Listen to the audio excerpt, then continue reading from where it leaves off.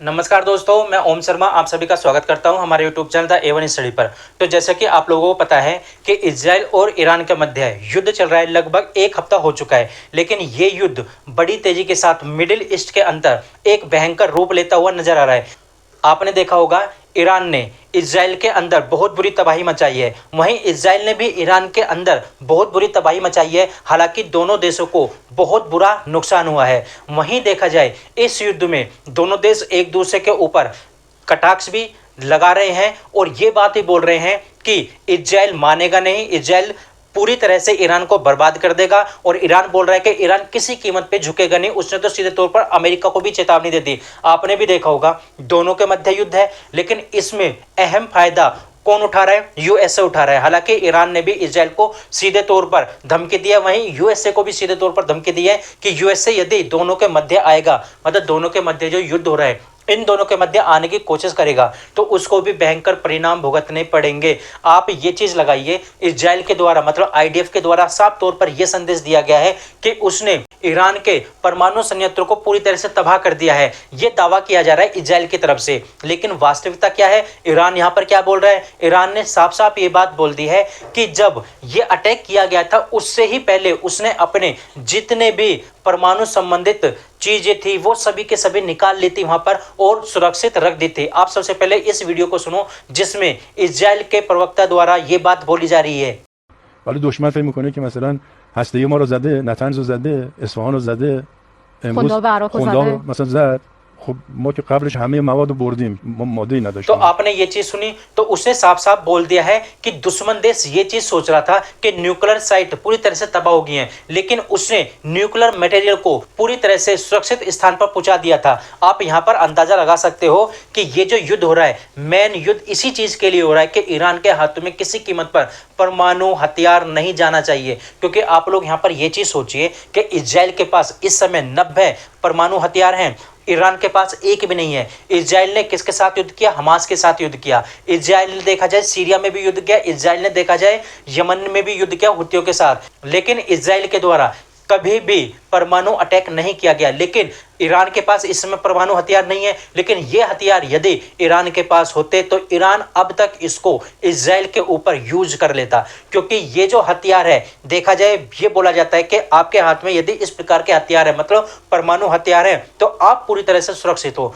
कोई देश आपके ऊपर उंगली उठाने के लिए भी 10 बार सोचेगा। लेकिन आप अंदाजा लगाइए जिन जिन देशों के पास ये क्षमता थी बनाने की और वो कोशिश कर रहे थे बनाने के लिए न्यूक्लियर हथियारों को, तो उन देशों को तबाह कर दिया जाता है। उन देशों को रोकने के लिए कोशिश की जाती है, लेकिन नहीं माने तो उनको तबाह कर दिया जाता है। आपने लीबिया देखा होगा, आपने इराक देखा होगा, आपने देखे होंगे और भी देश। वहां पर क्या होता है कि ये देश, सद्दाम हुसैन भी यही काम कर रहा था इराक के अंदर। ये देश अपने देश को सुरक्षित करने के लिए न्यूक्लियर वेपन बना रहे थे। लेकिन क्या होता है कि इनको रोका जाता है, ये नहीं मानते तो क्या होता है, इनके देश को तबाह कर दिया जाता है। अब ईरान भी यही काम कर रहा है। लेकिन ईरान पूरी तरह से देखा जाए, बताया गया था एक रिपोर्ट में 86% पूरी तरह से यह सफल भी हो चुका था। लेकिन यह बताया जाता है कि यदि आप 90% तक पहुंच जाते हो सफलता पर, तो आप परमाणु हथियार बना सकते हो। ईरान पहुंचने ही वाला था, लेकिन इजराइल के द्वारा अटैक कर दिया जाता है। लेकिन इसमें मोशी तौर पर यूएस बीच में आ रहा है। यूएस बीच में आ रहा है कि यदि ईरान नहीं मानेगा तो उसके ऊपर यूएस अटैक कर देगा। ईरान ने भी पूरी तरह से धमकी दे दी है कि यदि वो बीच में आएगा तो उसको भी नहीं बख्शा जाएगा। इसी बीच में क्या होता है, जब ईरान के द्वारा ये बात बोली जाती है यूएस को, वहीं इजराइल क्या बात बोलता है? इजराइल ये बात बोलता है कि वो उसके ऊपर परमाणु अटैक करेगा। वहीं पर बीच में कूद पड़ता है पाकिस्तान। पाकिस्तान यहाँ पर क्या बोलता है? पाकिस्तान बोलता है यदि इजराइल ने ईरान के ऊपर परमाणु अटैक किया, न्यूक्लियर अटैक किया, तो वो इजराइल के ऊपर अटैक कर देगा। मतलब दोनों देशों का युद्ध है, ईरान का और इजराइल का। बीच में कौन कूद रहा है इस समय? यूएसए और पाकिस्तान। अब क्या होता है, जैसे ही पाकिस्तान ये बात बोलता है, ईरान बोलता है कि पाकिस्तान हमारा साथ देगा। अब ये बात बेंजामिन नेतन्याहू को पता पड़ती है। अब बेंजामिन नेतन्याहू यहाँ पर क्या बोलते हैं? ट्रम्प को सीधे फोन लगाते हैं। क्या बोलते हैं कि देख रहे हो आपका जो पाला हुआ कुत्ता है वो क्या बोल रहा है? वो सीधे तौर पर हमको धमकी दे रहा है और ये आपके कहने पर चलता है। ट्रंप ने सीधे किसको फोन लगा दिया? पाकिस्तान के अंदर उनके जो आर्मी चीफ है आसिम मुनीर, उनको फोन लगाते हैं, एक काम कर तुरंत यहाँ पर आ जा। तो वो वहाँ पर जाते हैं, वहाँ पर उनका वेलकम किया जाता है। खुद ट्रंप ये बात बोल रहे हैं कि मुझे काफ़ी अच्छा महसूस हो रहा है इनका वेलकम करते हुए। मतलब आप सोच सकते हो कि दुनिया का जो ताकतवर प्रेसिडेंट माना जाता है, दुनिया का जो ताकतवर व्यक्ति माना जाता है, वो ये बात बोल रहा है ऐसे आदमी के लिए जो आतंकवाद को बढ़ावा देता है हमेशा। और ये बात यूएस भी अच्छी तरह से जानता है। यूएस अब सीधे तौर पर आसिम मुनार को यहाँ पर बुलाते हैं, उनका ग्रांड वेलकम करते हैं, उनको डिनर पर बुलाए जाते हैं। आप यहाँ पर अंदाजा ये भी लगा सकते हो कि पाकिस्तान, वो व्यक्ति जो इस्लाम को मानता है, कट्टर इस्लाम को मानता है, वो व्यक्ति वहां पर जाता है, लिंच करता है। आप ये बिल देख सकते हो, इस बिल में क्या लिखा हुआ है। इस बिल में साफ साफ लिखा हुआ है कि इसमें सुअर का मांस भी था। हालांकि सुअर पूरी तरह से हराम माना जाता है इस्लाम में, और ये सुअर का मांस खा के आते हैं वहां से। और देखा जाए वहां पर ये बात बोली जाती है कि आप ईरान से तेल नहीं लोगे, आप ईरान से गैस नहीं लोगे, और आप अपनी जमीन को यूज करने दोगे अगेंस्ट ईरान। मतलब यूएसए पाकिस्तान के थ्रू ईरान पर अटैक करने की प्लानिंग बना रहा था। अब यहां पर वे आ जाते हैं, वहीं पाकिस्तान गिड़गिड़ाता है। पाकिस्तान के जो रक्षा मंत्री हैं वो वहां पर गिड़गिड़ाते हैं कि ये क्या हो रहा है। लेकिन आप अंदाजा लगा सकते हो कि पाकिस्तान में किसको बुलाया गया था। यूएस के अंदर बुलाया जाता है आसिम मुनीर को। वो व्यक्ति डोनाल्ड ट्रंप खूब कह चुके हैं कि पाकिस्तान के अंदर डेमोक्रेसी नहीं है। उनके जो असली प्राइम मिनिस्टर हैं, जिनकी वहां पर चलती है, मैंने उसको बुलाया है। अब वहां पर जो डील हुई है ये तो अभी पूरी तरह से सबके सामने नहीं आई है, लेकिन यही बताया जा रहा है कि वहां पर ना तो तेल लिया जाएगा, ना गैस लिया जाएगी ईरान से, और ईरान के खिलाफ पाकिस्तान की जमीन यूएस यूज करेगा।